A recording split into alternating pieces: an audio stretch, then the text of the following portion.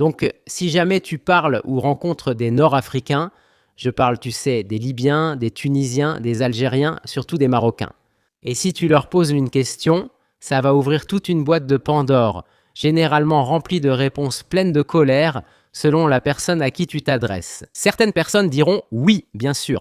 D'autres diront non, absolument pas. Je dirais que la majorité, ou une sorte de majorité d'entre eux, pourrait dire non. Je n'ai pas les chiffres exacts, mais bon. Et après 45 minutes à écouter des réponses passionnées, tu commences à comprendre à quel point cette question est importante pour des millions de personnes dans cette région du monde. Parce que parfois, tu veux juste savoir, est-ce que vous êtes des Arabes ? Parlons un peu de géographie. Salut tout le monde, je suis votre hôte, Barbie. Et mon Dieu, bonjour obscurité, ma vieille amie. Qu'avons-nous là ? C'est la tasse Code Noir de Geography Now. Ceci était l'un des nombreux articles que vous pouvez obtenir sur geographynow.com. N'hésitez pas à prendre ce que vous voulez. Nous avons plein de produits sympas sur le site. Nous avons des sweats à capuche, nous avons des sacs à cordon, nous avons des mugs. Prenez-le. Faites-en ce que vous voulez, je m'en fiche. Buvez dedans, je m'en fiche. C'est à vous. Comme je le dis, ce n'est pas vendre son âme si c'est votre marque. Bref. Dans ce monde, il y a beaucoup de pays qui partagent une langue commune avec d'autres pays. Vous savez, on parle espagnol partout dans les Amériques, jusqu'au Chili et même en Afrique, en Guinée équatoriale.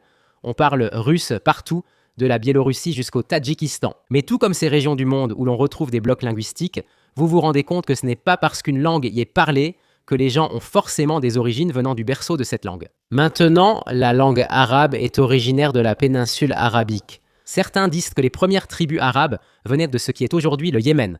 Et aujourd'hui, le Yémen abrite certains des sites et secrets les plus anciens connus du monde arabe. Comme vous le voyez, la langue arabe s'est répandue bien au-delà de la péninsule arabique, ayant un statut officiel jusqu'au Maroc et aux îles Comores au large de l'Afrique de l'Est, dans l'océan Indien. La montée de l'islam est évidemment le principal facteur ayant contribué à cette diffusion linguistique. Et tout comme les langues européennes se sont répandues à travers le monde, l'arabe est devenu la langue véhiculaire pour de nombreux peuples en Asie occidentale et en Afrique du Nord. Maintenant, la question de savoir si vous êtes arabe est assez controversée dans différentes régions du monde arabophone. Par exemple, si vous allez au Moyen-Orient, certaines personnes pourraient dire qu'elles sont levantines ou mésopotamiennes plutôt qu'arabes. Ou si vous allez dans des endroits comme le Soudan, ils pourraient dire quelque chose comme « nous sommes afro-arabes » ou « nous sommes des Africains arabophones » ou certains pourraient se dire que nous sommes un mélange. Tout dépend de la personne à qui vous posez la question. Si vous avez vu Rouba, ma co-animatrice, dans mon épisode sur le Soudan, l'a très bien expliqué dans la section sur la démographie. Regardez cet épisode si ce n'est pas déjà fait. Et lorsque vous allez en Afrique du Nord, vous remarquerez qu'il existe une macro-région intensément distincte qui a une dynamique complètement différente du reste du monde arabe. Les peuples de cette région tiennent fortement à leur identité et la revendiquent, au point d'avoir fondé une union intergouvernementale distincte de la Ligue arabe. C'est la région appelée le Maghreb. En gros, elle comprend tous les pays et groupes ethniques d'Afrique du Nord, à l'exception de l'Égypte. La raison, c'est que l'Égypte a une identité complètement distincte de celle du Maghreb. Dans le Maghreb, il y a 5 pays, la Mauritanie, le Maroc, l'Algérie, la Tunisie et la Libye. Selon votre interlocuteur, certains incluent le Sahara occidental, la RASD, le Polisario ou le peuple sahraoui, selon l'appellation. On en reparlera plus tard, d'accord ? Bref, en gros, dans cette grande macro-région de l'Afrique du Nord, il semble y avoir une identité partagée très intéressante et forte parmi beaucoup de personnes, pas toutes, mais beaucoup, avec des traits et des coutumes que tous reconnaissent ou connaissent plus ou moins. Même s'ils ont des différends entre eux, tout revient à cette idéologie du « nous sommes des Maghrébins ». Tu sais ce qui est fou ? J'ai pas mal voyagé. Je ne dis pas ça pour me vanter, mais c'est une partie de mon travail. Je voyage beaucoup et c'est une des rares régions du monde où je ne suis pas encore allé. L'Égypte et le Maroc sont très touristiques, avec les pyramides de Gizeh, etc. Je ne suis jamais allé en Afrique du Nord. Et c'est encore plus fou parce que j'ai en fait un lien génétique personnel avec cet endroit. Donc, tout d'abord, la grande majorité des peuples du Maghreb sont afro-asiatiques, c'est-à-dire qu'ils font partie de la branche familiale de tous les groupes linguistiques et peuples présents dans cette région. J'ai littéralement fait une vidéo expliquant les groupes linguistiques à travers le monde. Pour ceux qui l'ignorent, l'afro-asiatique regroupe de grandes branches linguistiques comme le sémitique, le berbère ou amazigh, le couchitique, le tchadique, l'oromoïque et le copte égyptien. Presque toutes ces langues sont apparentées, mais de très loin.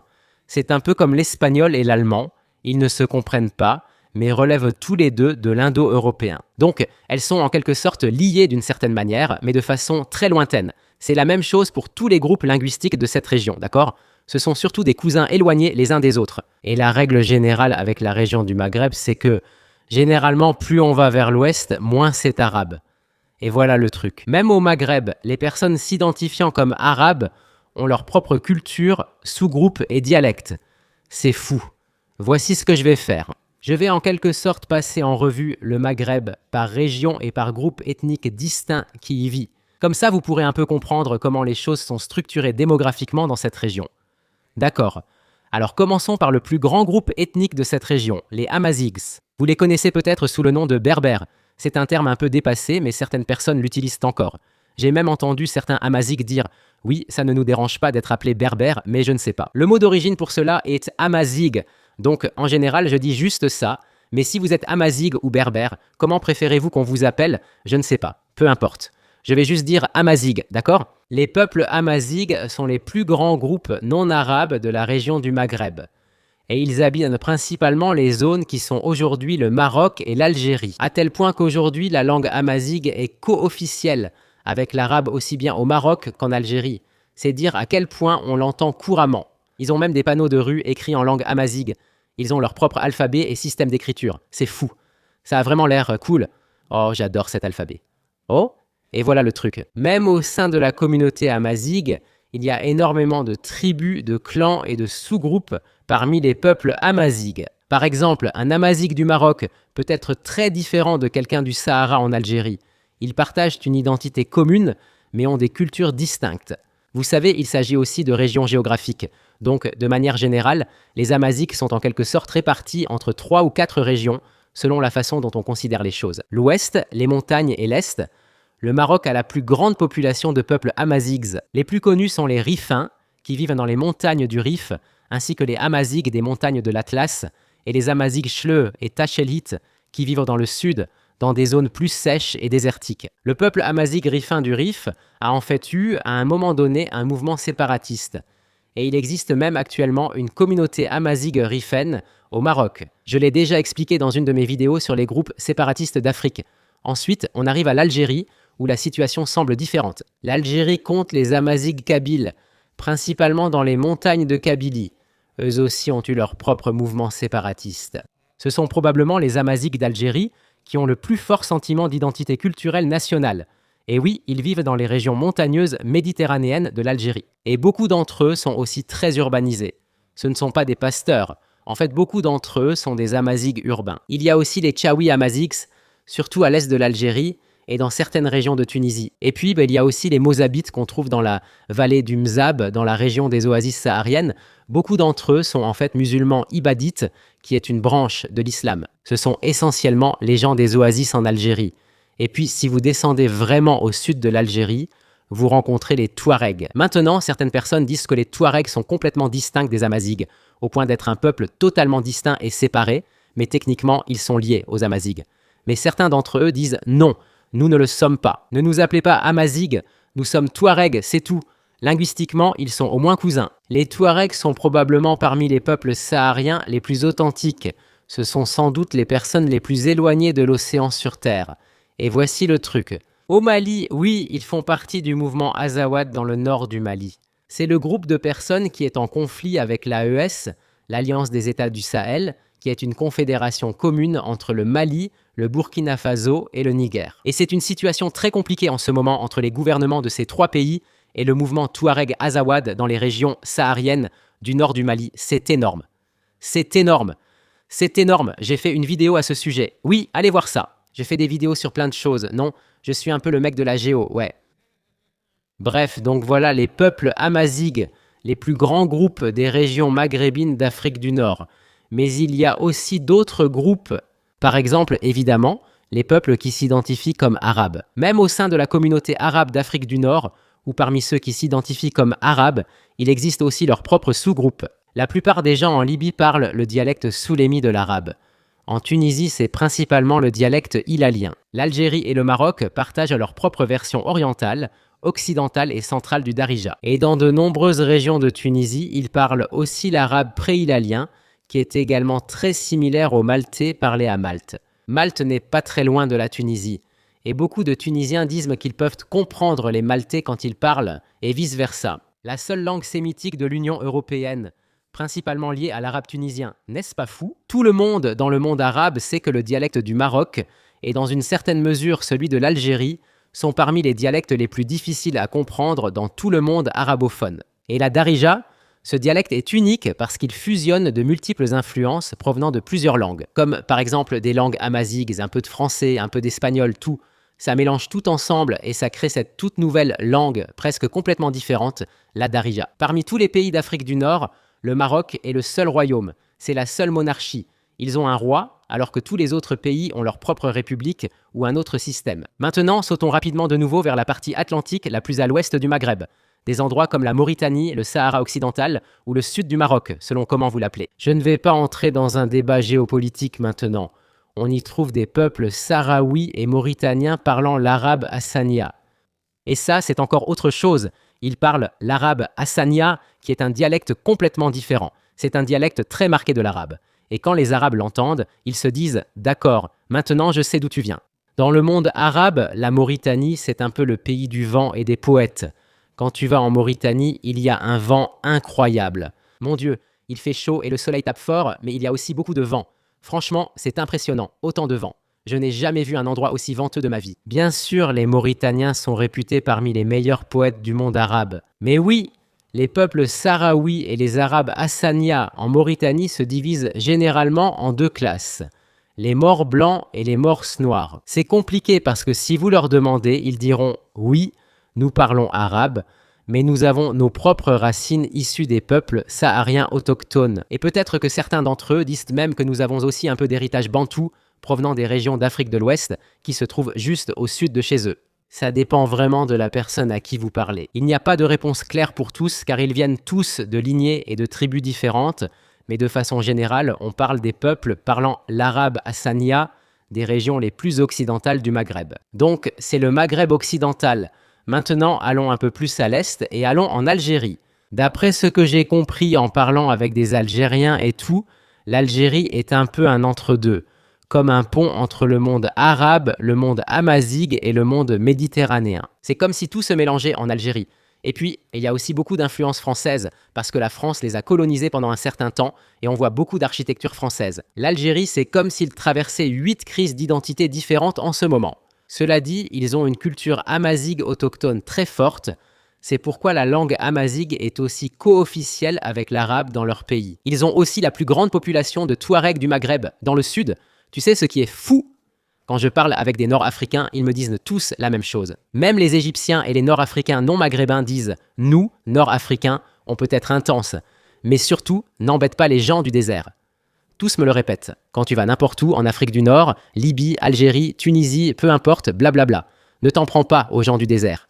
Parce que les gens du désert, ils ont vraiment quelque chose de différent. Ne les manque pas de respect. C'est ce qu'ils me disent tous. Je ne sais pas si tu es Nord-Africain, je ne sais pas. Peux-tu confirmer si c'est vrai? J'y crois, car si j'étais dans le désert et voyais des gens du désert, je me dirais « Non, je ne vais pas te dire quoi faire, je suis sur ton territoire. » Je m'égare, revenons. Où en étions-nous? L'Algérie? Oui, l'Algérie. Quand tu vas en Algérie, c'est tellement drôle parce qu'ils ont une relation vraiment étrange et compliquée avec le Maroc. Parce que culturellement, ils sont assez similaires au Maroc. Ils ont toute la culture amazighe, bien sûr. Mais eux, ils n'ont pas de monarque. Ils ont aussi ce débat autour de toute la question sahraoui avec le Sahara occidental. Et c'est un peu le cœur du conflit entre eux, parce que l'Algérie accueille beaucoup de Sahraouis à Tindouf, la ville qui est à la frontière avec le Maroc. Et tu sais, ça complique un peu les choses pour le Maroc dans sa relation avec l'Algérie. Ça va et ça vient, mais au fond, ce sont pratiquement des frères. Ce sont des frères, mais ils se disputent à propos de cette histoire sahraoui. Enfin bref, l'Algérie et le Maroc. Je suis sûr que mes abonnés marocains et algériens t'expliqueront tout en commentaire, je n'aurai donc rien à faire. Passons à la Tunisie. La Tunisie est un peu comme une exception étrange dans tout ça, parce que les Tunisiens, d'après ce que j'ai compris et avec, tu sais, mes conversations avec des Tunisiens. Et les Tunisiens, si vous êtes dans les commentaires, corrigez-moi si je me trompe, mais les Tunisiens ont une sorte d'identité distincte, différente de la question amazighe. Bien sûr, certains d'entre eux pourraient dire qu'ils ont des racines amazighes autochtones, mais ce qui est étrange, c'est que beaucoup de Tunisiens aiment en fait revendiquer leurs possibles racines carthaginoises, voire phéniciennes. Il y a longtemps, la Tunisie abritait Carthage, le plus grand rival de l'Empire romain. Et les Carthaginois sont en fait les descendants des anciens Phéniciens, car les anciens Phéniciens étaient une culture maritime très puissante qui venait principalement des régions du Levant, ce qui correspond aujourd'hui au Liban et vous savez à toute cette région du Moyen-Orient. Et ils ont navigué et pris le contrôle de différentes parties de l'Afrique du Nord. Donc bien avant l'arrivée des Arabes en Afrique du Nord, il y avait les Phéniciens qui ont fini par devenir les Carthaginois. Et c'est de là que beaucoup de Tunisiens tirent peut-être une partie de leur identité, appelez ça comme vous voulez, en plus de leur possible héritage arabe ou amazigh. Donc il y a toute une sorte d'identité phénicienne, carthaginoise, appelez-la comme vous voulez, qui existe en Tunisie. Et c'est plus répandu chez eux par rapport aux autres régions d'Afrique du Nord. Donc par exemple, vous n'avez pas ça en Algérie ou au Maroc, mais vous l'avez spécifiquement en Tunisie. Et si vous parlez à un Tunisien et que vous lui demandez à ce sujet, je suis presque sûr qu'il pourrait vous faire tout un discours là-dessus et sur la façon dont cela touche à leur identité. Maintenant, passons à la Libye, et faute de meilleurs termes, je vais simplement dire, parmi tous ces pays du Maghreb en Afrique du Nord, la Libye est probablement celui qui s'identifie le plus, ou du moins le plus proche de l'identité arabe, contrairement à l'identité amazigh ou à celle des peuples sahariens, selon la région où vous vous trouvez. C'est étrange pourtant, parce que les Libyens, la Libye aujourd'hui, elle n'est pas officiellement divisée, mais en pratique, elle est un peu séparée en différents blocs de pouvoirs rivaux. Et il y en a 3. Il y a la Tripolitaine à l'ouest, qui est là où se trouve la capitale, Tripoli. C'est là que se trouve le gouvernement d'unité nationale, le gouvernement de la Libye reconnu par l'ONU. Et puis, il y a le camp opposé, la Cyrénaïque, qui est l'administration orientale de la Libye. Les gens qui sont alignés avec l'armée libyenne de Khalifa Haftar, comment ça s'appelle? Les LAF, les forces armées arabes libyennes. Et puis au sud, il y a le Fezzan, c'est un mélange d'autorités tribales, de milices, de dynamiques de pouvoir changeantes et de coalitions locales. Encore une fois, ce sont simplement les gens du désert. Voilà comment la Libye est en quelque sorte divisée. Et quand vous parlez aux Libyens, ils viennent généralement de l'une de ces 3 régions et ils vous raconteront toute une histoire. Et ce qui est fou, c'est que dans les parties sud du Fezzan, on trouve en fait des peuples non afro-asiatiques, le groupe nilo-saharien des Toubous. Ils parlent une langue nilo-saharienne et sont totalement différents des autres. J'ai aussi oublié que dans l'extrême sud de la Mauritanie, on trouve des peuples bentous d'Afrique de l'Ouest, notamment des groupes nigéro-congolais comme les Wolofs. De plus, il y a aussi les peuples andalous qui étaient principalement des juifs séfarades venus d'Espagne et qui ont migré vers l'Afrique du Nord, habitant principalement des régions allant de l'actuel Maroc jusqu'à la Tunisie. L'île de Djerba en Tunisie a une très longue histoire de présence juive et ils ont même des synagogues là-bas. Donc oui, toute cette région du Maghreb, même s'il y a effectivement des tensions dans certaines zones à l'échelle régionale, vous savez, il y a toute l'histoire de la partition de la Libye. Il y a toute cette histoire entre le Maroc, l'Algérie, les Sahraouis avec le Sahara occidental, etc. Blablabla. Bla bla. Même s'il y a des tensions, peu importe. Il y a ce lien sous-jacent un peu désertique. Méditerranéenne, sèche, aride, une culture basée sur le climat ancrée dans la couleur et les traditions, avec une légère tonalité de survie, parce que c'est le désert. Il fallait apprendre à survivre, il fallait savoir où trouver de l'eau, il fallait savoir être un éleveur nomade de chameaux et de bétail, il fallait savoir naviguer avec les étoiles et il fallait savoir comment gérer tout ce paysage intense et fou, tu vois. Le peuple maghrébin est un peuple qui sait comment faire face à un environnement inhospitalier. Et c'est un peu ce qui est partagé entre eux dans une macro-région d'Afrique du Nord. Ils savent simplement qui ils sont et ils te le feront savoir. Ce sont des Maghrébins, ce sont les Nord-Africains. Voilà, c'est un peu ça, le résumé. Le pays caché de la macro-région, qui n'est pas vraiment un pays. Je l'appelle ainsi seulement pour cette vidéo, mais je vais dire macro-région. Macro-région du Maghreb. Voilà. J'espère que tu as appris quelque chose. Reste cool, reste à l'écoute.